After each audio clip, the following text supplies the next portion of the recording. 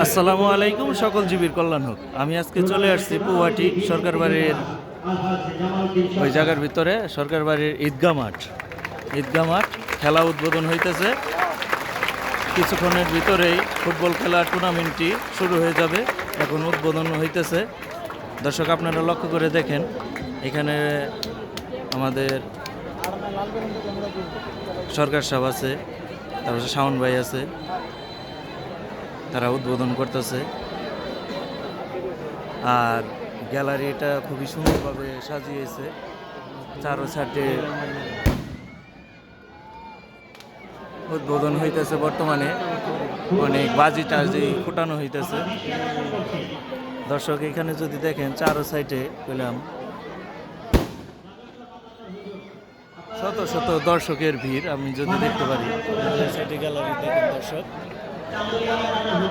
খুব সুন্দরভাবে মাঠটি সাজানো হয়েছে। পুহাটি ঈদগাহ মাঠ, সরকার বাড়ির সামনেই হইতেছে খেলাটি।